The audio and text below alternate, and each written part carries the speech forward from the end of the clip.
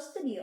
Kali ini kita akan membahas salah satu penerbit tertua yang udah berdiri lebih dari 100 tahun dan ternama di Indonesia, yaitu adalah PT Canisius. Benar sekali, PT Canisius ini tidak hanya dikenal sebagai penerbit buku liturgi dan juga pendidikan, tetapi PT Canisius juga memiliki peran besar dalam pengembangan literasi di berbagai bidang.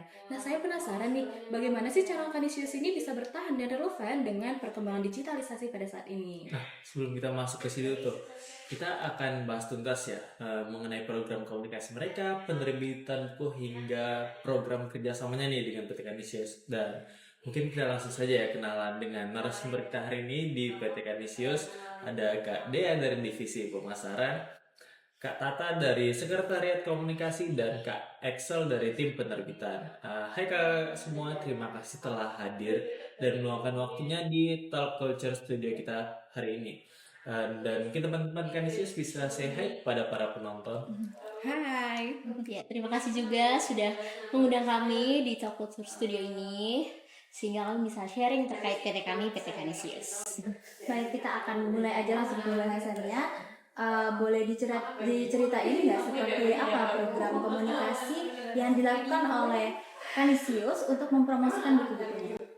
Oke, baik. Terkait dengan program komunikasi, kebetulan PT Canisius ini tidak hanya program komunikasinya itu iklan saja, tetapi ada program komunikasi lain seperti workshop atau seminar dan juga ada pelatihan.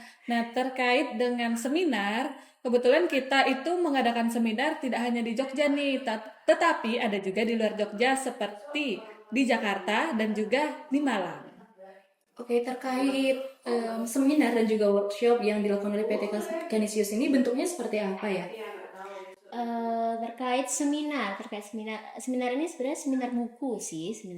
Jadi misal Canisius menerbitkan buku baru, nah itu pasti Canisius mengadakan seminar terkait buku yang diterbitkan. Jadi di situ selain untuk media promosi, itu juga membangun hubungan koneksi antara penerbit, penulis, dan juga komunitas pembaca atau para pembaca gitu.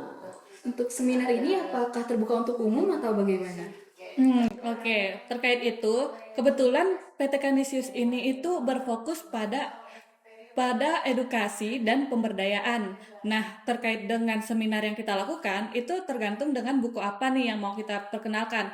Mungkin misalnya buku-buku yang tentang buku-buku liturgi atau buku-buku gereja. Nah, itu tuh kita buka atau kita kerjasamanya dengan komunitas gereja.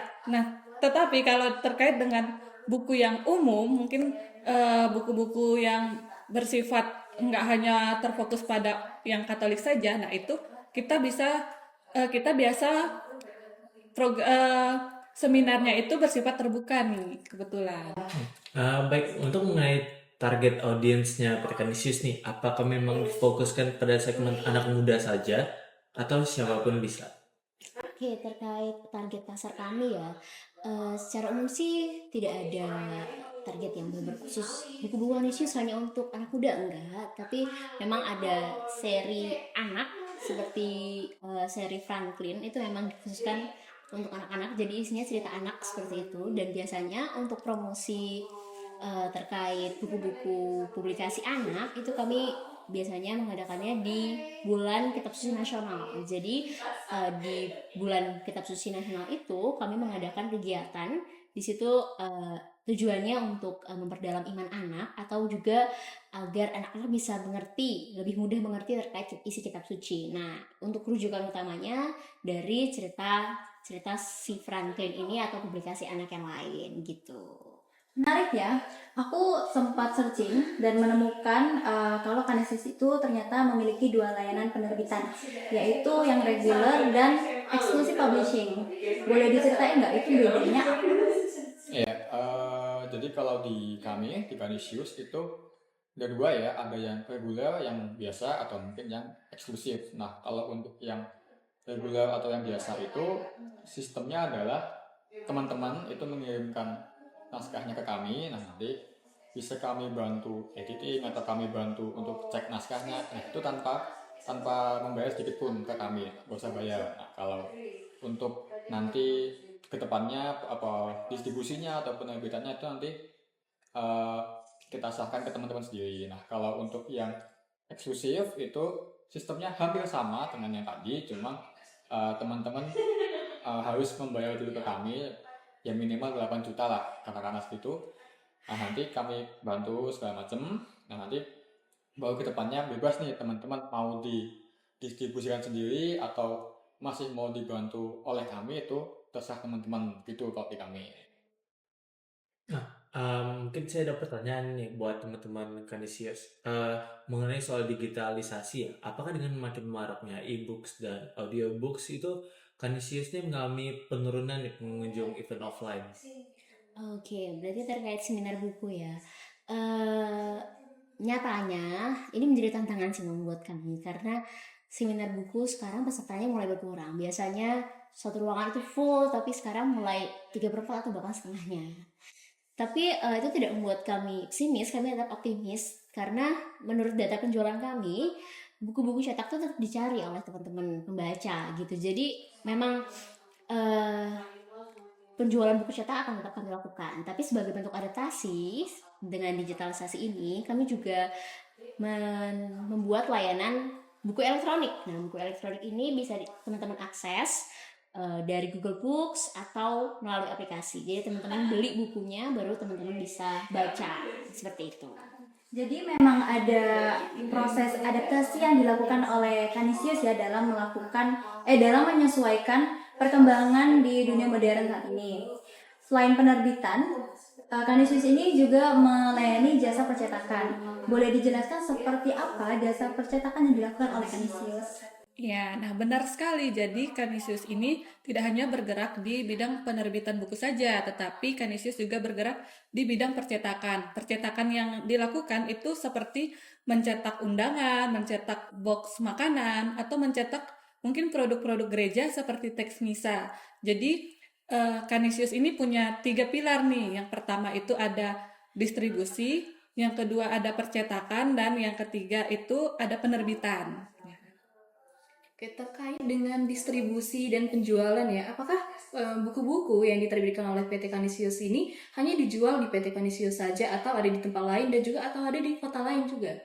Ya, kalau dari kami sendiri itu di Jogja itu mungkin teman-teman yang tinggal atau mungkin yang sekarang di Jogja itu bisa cari buku-buku untuk kami itu di mungkin toko buku Togamas kalau tahu, atau mungkin yang lebih familiar lagi di Gramedia misalkan itu ada. Kalau untuk teman-teman yang di luar Jogja atau mungkin di Jakarta, di Malang itu juga kami ada cabang-cabang Kanisius yang lain yang bisa teman-teman datangi di kota-kota tersebut gitu. Baik, terima kasih jawabannya sebelumnya. Nah, saya ingin nanyain ke teman-teman Kanisius ya. Soalnya saya sempat untuk research di websitenya PT Kanisius itu terdapat foreign right. Mungkin teman-teman Kanisius bisa menjelaskan lebih lanjut nih kepada penonton di luar sana nih mengenai apa sih itu sebenarnya foreign right di PT Kanisius. Ya, betul sekali. PT Kanisius itu ada program namanya Foreign Right atau penerbit asing. Jadi kami bekerja sama dengan para penerbit asing, misal dari Afrika seperti itu ya. Jadi buku-buku yang diterbitkan di sana dengan bahasa asing tentunya ataupun ilustrasi yang dari sana itu akan diterjemahkan ke bahasa Indonesia, kemudian diterbitkan oleh kami. Jadi seperti pertukaran hak cipta seperti itu. Keren banget ya ternyata Kanisius ini. Kalau misalnya nih ada teman-teman atau penonton yang punya naskah, gimana caranya biar bisa diterbitkan di Kanisius? Iya, kalau mungkin buat teman-teman atau mungkin yang nonton sekarang mau menerbitkan buku atau mungkin mau memberikan naskahnya, bisa datang ke kami, ada email kami nanti buat ya teman-teman misalkan mau menerbitkan buku dan segala macam bisa email ke kami gitu. Nah, jadi untuk emailnya teman-teman bisa akses di website kami, itu ada email redaksi kami, boleh langsung dikirimkan ke situ. Website kami kanisius.media.co.id, boleh langsung ke situ dicari emailnya apa, terus boleh langsung kalian kirimkan naskah kalian ke situ. Gitu. Nanti boleh tim redaksi kami yang edit. Oke, semoga nanti semakin banyak ya generasi muda yang ikut mendukung dan menerbitkan pastinya karya-karya mereka di Kanisius. Dan terima kasih banyak kepada kakak-kakak Kanisius yang udah mau sharing, repot-repot datang ke sini untuk memberikan pengalaman dan pengetahuan kepada kita maupun ke penonton. Dan pastinya ya, jangan lupa buat untuk mencari atau mengunjungi website Kanisius yang pastinya untuk mencari informasi yang lebih lengkap, ataupun kalau nggak mau bisa langsung pergi ke tokonya. Dan terima kasih kepada penonton yang dari awal sampai akhir sudah mau menyaksikan kita, dan pastinya jangan lupa untuk tetap menyaksikan kita di episode Talk Kultur selanjutnya. Stay tune, bye-bye. Bye.